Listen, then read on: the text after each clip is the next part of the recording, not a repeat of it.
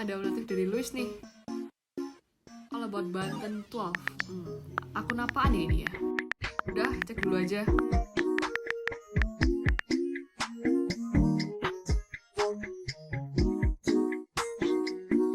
Wih, kelihatannya menarik nih. Kita cek story-nya dulu aja deh.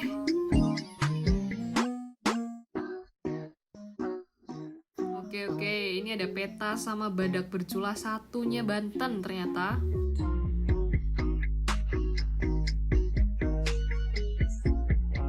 Nah, ini dia Masjid Agungnya Banten. Keren. Ini buah apa ya? Oh, iya, koko leceran. Iya, khasnya Banten juga ini. Halo semua, jadi perkenalkan, saya Luis Fernando Halim dari kelompok 5. Halo semua, perkenalkan saya Raimundus Owen dari kelompok 5. Dan saya Feni Fedora, dan pada kesempatan kali ini, kelompok kami akan mengupas tuntas mengenai kota Banten. Let's move on to the video. Oke, langsung aja kita cek pos-posannya nih, pasti keren. Guys, kalian tahu nggak sih tentang Banten? Ada nggak yang pernah ke Banten? Tahu nggak sih Banten itu ada di mana? Nah, Banten ini ada di ujung barat Pulau Jawa, memposisikan Banten sebagai pintu gerbang Pulau Jawa dan Sumatera. Dan Banten juga berbatasan langsung dengan wilayah DKI Jakarta. Provinsi Banten dengan luas 9.160,70 km persegi memiliki jumlah penduduk sebesar 12.548.986 jiwa yang secara administratif terbagi atas 4 kabupaten dan 4 kota, yaitu Kabupaten Serang, Kabupaten Pandeglang, Kabupaten Lebak, Kabupaten Tangerang, Kota Serang, Kota Tangerang Selatan, Kota Tangerang, dan Kota Cilegon. Banten ini merupakan provinsi yang sangat strategis loh, karena berbatasan dengan Laut Jawa di sebelah utara, sebelah barat dengan Selat Sunda, serta di bagian selatan berbatasan dengan Samudra Hindia. Sehingga wilayah ini mempunyai sumber daya laut yang potensial. Oke, sekarang lanjut ngomongin topografi nih. Banten ini mostly merupakan dataran rendah, berkisar 0-200 meter dpl. Dan titik yang paling tingginya Sangga Buana dan Gunung Halimun.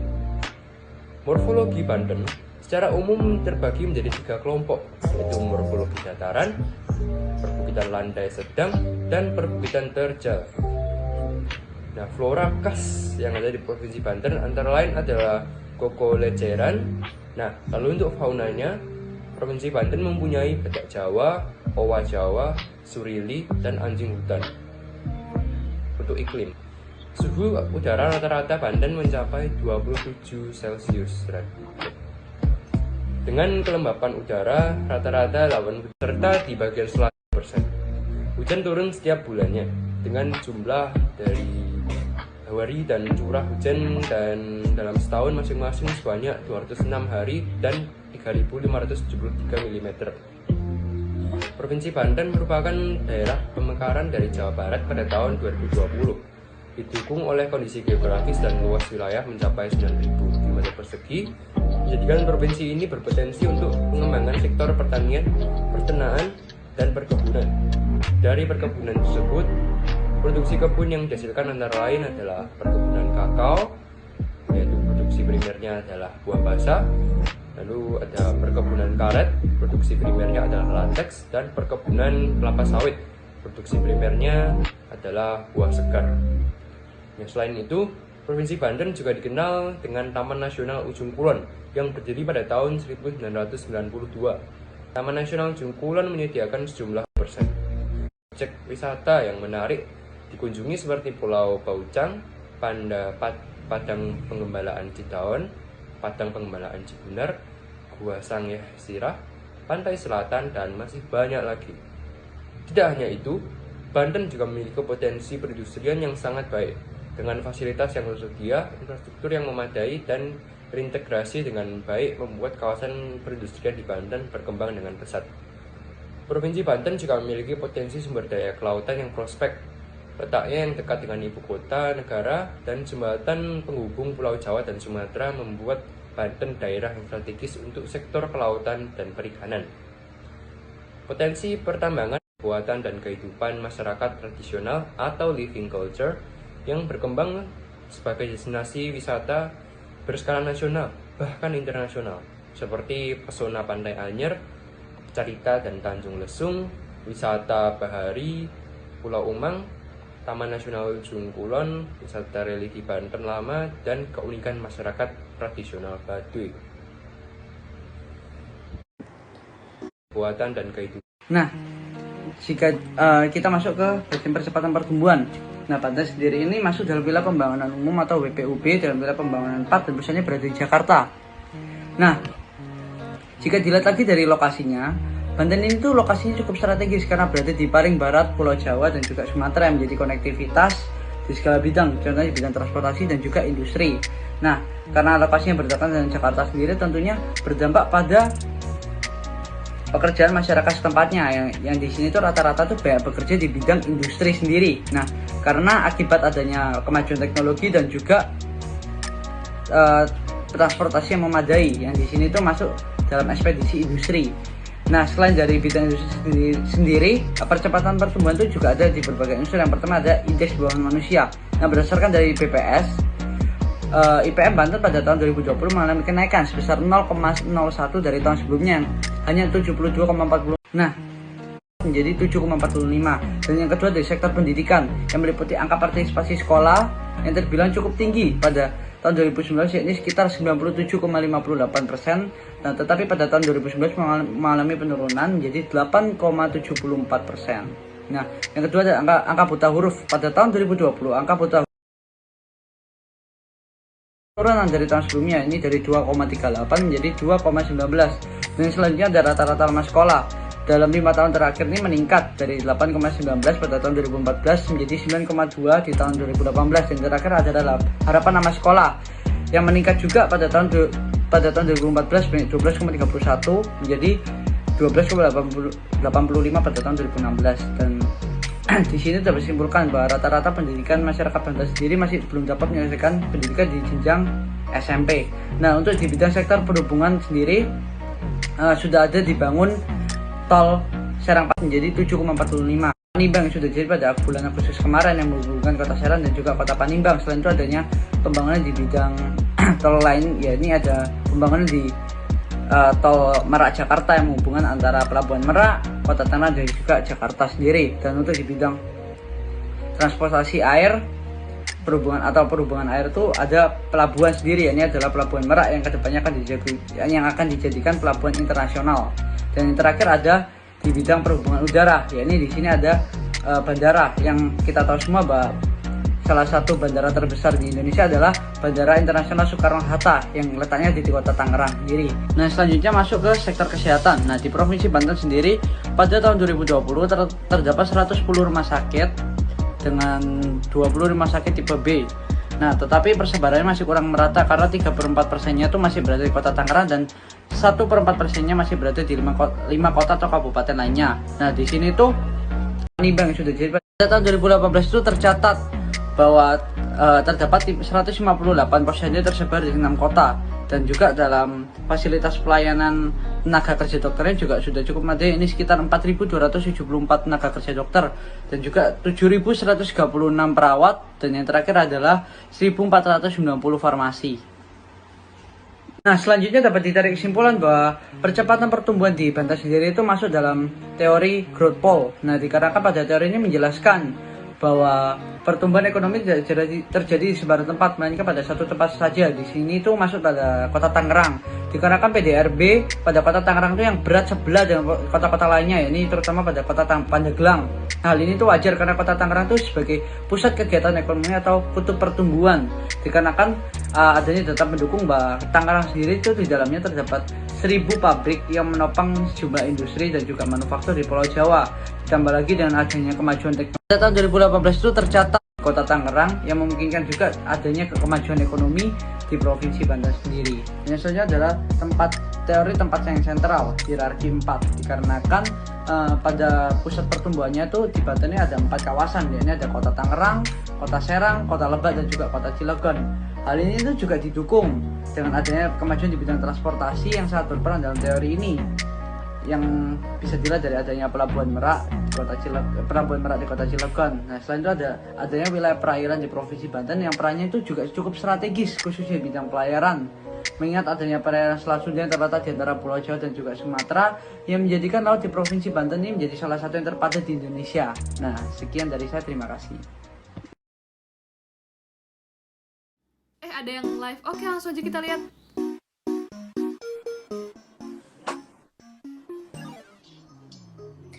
Oke, hai semuanya, hai teman-teman, hai Luis, makasih banget udah join di live kali ini. Jadi di live ini kita bakal ngomongin hal yang menarik banget nih, kita bakal ngomongin tentang globalisasi. Jadi emang globalisasi itu apa ya, topik yang seru banget kalau diobrolin, apalagi zaman sekarang ini kan. Nah, menurut Luis sendiri, globalisasi itu apa dan gimana sih lu?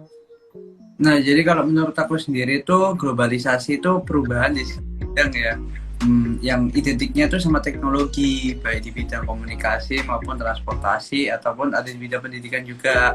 Nah, tapi adanya globalisasi ini tentunya dapat ada dampak positif dan juga dampak negatifnya nih, tergantung dari kita sendiri gitu sih. Oke, jadi kalau dampaknya itu sendiri gimana lu? Menurut Luis? Jadi kan kita tahu kan, dan adanya globalisasi ini tentunya bisa menyebabkan adanya perubahan sosial. Nah, perubahan sosial sendiri itu apa sih? Nah, jadi perubahan sosial itu perubahan pola perilaku ataupun sikap dari masyarakatnya sendiri terhadap lingkungan masyarakatnya itu sendiri juga. Nah, contohnya saja bisa dilihat dengan adanya kemajuan teknologi. Sekarang kan ada teknologi komunikasi. Nah, itu kan contohnya sekarang ada handphone, smartphone itu. Nah, kan kayak misalnya sekarang kita bisa live kan. Nah, kalau dulu kan belum tentu bisa kayak gini. Nah, jadi kalau untuk berkabar, tapi kalau sekarang bisa lebih gampang. Soalnya bisa sekali tekan aja langsung bisa ngomong sama orang gitu. Kalau ada lagi di bidang pertanian contohnya, dulu masih pakai kerbau. Jadi untuk petani itu masih kurang efisien lah. Kalau sekarang udah ada traktor kan, jadi bisa lebih efisien, lebih cepat lagi. Nah, tapi dengan adanya dampak-dampak positif dan negatif ini tuh tergantung dari kita sendiri ya. Contohnya aja kalau misalnya HP tadi. Nah, kalau HP tadi itu kan bisa saja kalau kita lagi kumpul, masing-masing dari kita tuh malah memilih buat main HP daripada ngobrol sama sesama gitu kan. Benar, emang sih. Oke, kalau sekarang aku mau tanya tentang dampaknya teknologi ini ke Indonesia. Maksudnya Indonesia secara kayak pemerintahan. Jadi apa sih? Ada nggak sih kayak dampaknya teknologi ini ke ranah itu? Nah, kalau menurut aku sendiri sih ya, ada sih. Contohnya aja di Banten ya. Kalau kan kita kan tahu semua, Mbak, di Banten sekarang kan masyarakatnya tuh sudah mulai bisa mengembangkan teknologi yang ada, maksudnya dimanfaatkan dengan baik. Contohnya saja dengan pembentukan e-Gov, Jawara e-Gov. Nah, Jawara e-Gov ini tuh apa sih? Nah, Jawara e-Gov ini tuh sendiri tuh merupakan aplikasi yang dibuat untuk pemerintah itu agar masyarakatnya tuh bisa tahu kinerja pemerintahnya maupun bisa menyampaikan aspirasinya terhadap pemerintahnya. Nah, jadi itu bisa mengurangi adanya kericuhan sosial sendiri. Nah, kalau misalnya kalau misalnya kita demonstrasi langsung di depan kantor pemerintahnya, itu kan pasti bisa terjadi banyak kericuhan sosial. Jadi ada bentrok antara polisi dan juga demonstran. Nah, jadi kan kalau misalnya kayak gini kan lebih gampang, tinggal klik aja dari rumah, pemerintah sudah tahu, gitu sih. Oke, benar sih. Juga dengan adanya e-Gov ini kayak gimana ya, di masa-masa pandemi kayak gini kan kita nggak boleh kontak langsung ya. Jadi dengan adanya e-Gov kayak gini tuh kita nggak perlu datang langsung kalau misalnya kita mau menyampaikan aspirasi gitu kan, dan tinggal one click away gitu kan sih ngomongnya. Oke, makasih banget sih. Oke, ada lagi nggak tambahan dari Luis? Kalau aku sih mungkin ada lagi nih satu. Nah, kan tentunya dengan adanya kemajuan teknologi di bidang komunikasi itu juga berpengaruh juga kan di bidang industrinya. Nah, contohnya sekarang kalau di Banten sendiri kan jadinya tuh banyak para pekerja tuh pindah ke Banten, karena kan di Banten kita tahu sendiri lah, terutama kota Tangerang tuh kota 1000 industri. Tentunya tuh banyak masyarakat itu yang melihat peluang pekerjaannya. Nah, tentunya dari situ itu bisa mengubah kepribadian dari masyarakatnya sendiri. Kan misalnya kamu orang desa nih, kamu pindah ke kota, pasti lama-lama kamu harus menyesuaikan kehidupan di kota kan, maupun sebaliknya. Itu aja sih tambahan dari aku. Oke, makasih banget Luis. Dapat banyak banget insight hari ini dari live sama Luis. Makasih banget sama teman-teman juga yang udah join. Oke, see you later. Thank you guys. Thank you. Bye-bye. Oke, lanjut aja nih kita lihat reelsnya. Pada Society 1.0 atau Hunting and Gathering, manusia mulai mengenal cara membuat peralatan sederhana dan juga menggunakan api untuk melindungi diri dari predator dan juga untuk memasak. Pada Society 2.0 atau Agricultural, manusia mulai mengenal cara bercocok tanam, dan hal ini membuat manusia tidak lagi harus pindah-pindah tempat, melainkan manusia bisa menetap di suatu tempat untuk membangun suatu peradaban. Pada Society 3.0 atau Industrial, manusia populasinya semakin bertambah dan membuat kebutuhan manusia pun juga semakin bertambah. Dengan adanya revolusi industri, membuat efektivitas.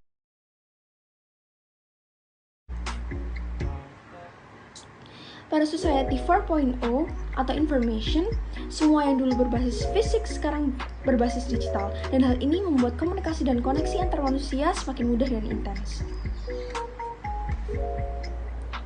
Pada Society 5.0 atau yang disebut juga dengan New Society, pengembangan untuk membenahi beberapa pada hadapi karena terlalu cepatnya berkembangnya teknologi semakin dikerahkan. Pada masa ini adalah masa di mana ruang maya dan ruang fisik itu terintegrasi. Saat ini Indonesia ada pada era 4.0 yang membuat pemerintah dan masyarakat masih memodernisasi sistem produksi, distribusi, dan lain-lain dalam basis komputer. Pada era ini sangat mudah untuk mengakses data dan juga informasi dari internet. Hadapi karena terlalu cepatnya Jadi, aplikasi Jawara Banten e-gov ini memiliki potensi untuk mengurangi aksi demo dan unjuk rasa yang bisa terjadi di depan gedung pemerintahan Banten.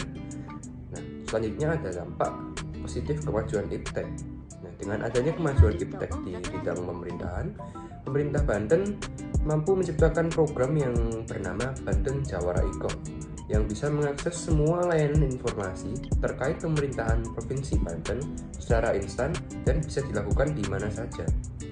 Kemajuan ini memudahkan warga Banten untuk memberi aspirasi, saran, dan kritik pada pemerintah. Nah, pemerintah juga bisa lebih mengerti bagaimana keadaan rakyat, karena dengan aplikasi ini, pemerintah bisa merasa lebih terhubung dan mengerti kepada rakyatnya melalui feedback yang ada, sehingga bentuk unjuk rasa seperti demo dan kerusuhan bisa dihindari. Nah, jika banyak orang yang merasa bahwa gaji UMR di Banten ini terlalu rendah, maka pemerintahan bisa mengubah standarisasi gaji UMR agar rakyat lebih makmur. Tidak hanya dampak positif saja, iptek juga dampak negatif iptek ini seperti semakin bebasnya masyarakat mengakses situs pemerintah akan membuka peluang terjadinya cybercrime yang dapat merusak sistem e-government ini. Misalnya kasus pembobolan situs KPU ketika penyelenggaraan pemilu oleh seorang hacker. Ya pembobolan ini juga bisa terjadi pada aplikasi Jawara Banten e-gov. Lalu selanjutnya ada hal yang dikhawatirkan adalah jangkauan akses. Harus diakui tidak semua warga Banten ini melek terhadap teknologi. Bagi warga Banten yang berada jauh di pedalaman akan susah untuk mengakses website atau aplikasi Banten Jawara e-gov. Jika banyak orang yang Terakhir nih, kita lihat IGTV-nya. Nah, ngomong-ngomong tentang Jawara e-gov nih, di sini ada lagi salah satu fasilitas yang gak kalah serunya. Di sini masyarakat Banten dapat mengecek dan mengawasi akuntabilitas kinerja pemerintahan lewat aplikasi atau web bantenprof.go.id. Dalam satu klik kita dapat mengakses LKIP, APBD provinsi, dan juga beberapa realisasinya. Dengan aplikasi ini kita juga dapat mengetahui jumlah pendapatan, jumlah belanja daerah, dan juga tingkat defisit atau surplus provinsi Banten lewat ringkasan APBD yang diupload di website Jawara e-gov ini. Nah, menurut laporan APBD tahun anggaran 2020, Provinsi Banten memiliki jumlah pendapatan sebanyak 12.609 miliar sekian, jumlah belanja daerah sebanyak 13.214 miliar sekian, dan juga dengan kisaran defisit sebanyak 605 miliar sekian. Nah, kira-kira apa sih penyebab APBD Pemda Provinsi Banten mengalami defisit? Dikutip dari perkataan Budi Prayogo, Wakil Ketua DPRD Banten, menyatakan bahwa pendapatan dan juga pembelanjaan daerah berkurang akibat adanya pandemi COVID-19. Hal tersebut terjadi karena daya beli masyarakat itu menurun, yang pastinya mengancam sumber pendapatan daerah berupa pendapatan BUMD dan juga pajak daerah seperti pajak parkir, hotel, restoran, dan juga pajak hiburan, seperti itu. Lalu yang kedua itu ada juga maraknya PHK atau PHK massal, karena perusahaan-perusahaan itu ketika COVID-19 dan daya beli konsumen itu menurun, mereka harus mengurangi pegawai mereka. Nah, itu akan meningkatkan tingkat pengangguran yang ada dan akhirnya menjadi beban bagi pemerintahan Provinsi Banten untuk menganggarkan bansos bagi orang yang tidak kurang mampu ataupun yang sedang sakit, seperti itu. Nah, defisit ini juga didukung oleh maraknya kasus korupsi. Contoh nyatanya, selama tahun 2020 kemarin terdapat 8 kasus korupsi yang naik ke penyidikan di Kejaksaan Tinggi Negeri Banten. Nah, kita sekarang udah tahu kan apa penyebabnya. Sekarang kita akan bahas tentang apa dampaknya bagi masyarakat. Dampak langsung yang bisa dirasakan masyarakat itu bisa dirasakan dari pajaknya. Jadi banyak kenaikan pajak daerah seperti pajak parkir, lalu juga restoran dan juga hotel, seperti itu bisa dirasakan. Lalu juga ada retribusi daerah dan juga pajak-pajak seperti pajak kendaraan, seperti itu. Nah, untuk dampak pembangunan daerah sendiri itu bisa dirasakan dari keterlambatan seperti keterlambatan pertumbuhan ekonomi dan juga pembangunan infrastruktur seperti jalan tol Serang Panimbang sektor 2 dan 3 yang sampai sekarang masih ongoing, gitu kan, on progress. Lalu untuk Pemprov sendiri itu bisa kita rasakan dengan adanya penurunan jumlah aktiva dan penambahan jumlah pasiva. Dalam artian Pemprov Banten itu perlu menjual aset daerah atau menambah hutang kepada pemerintahan pusat untuk menutup kerugian atau defisit daerah. Nah, tadi kan kita udah tahu nih mengenai dampaknya, penyebabnya. Sekarang, apa ya kira-kira solusi yang bisa kita tawarkan kepada pemerintahan Provinsi Banten? Nah, kita ambil solusi ini tuh tidak sesuai dengan pendapat kita sendiri, tapi ini adalah real solusi yang ditawarkan DPRD kepada Pemprov Banten terkait dengan defisit APBD tahun anggaran 2020 kemarin. Nah, solusi yang pertama itu adalah Gubernur dan OPD Pemprov Banten perlu meningkatkan kinerjanya demi tercapainya indikator makro pembangunan dan pencapaian target RPJMD Banten. Lalu yang kedua, Pemprov dianjurkan agar meningkatkan sumber pendapatan asli daerah dengan melakukan inovasi upaya meningkatkan pajak dan retribusi daerah, terutama di pajak kendaraan. Lalu yang ketiga itu adalah memprioritaskan penanganan COVID-19 dan dampaknya yang langsung dirasakan masyarakat. Seperti itu. Terima kasih. Keren banget ini kan. Oke, langsung aja kita follow guys.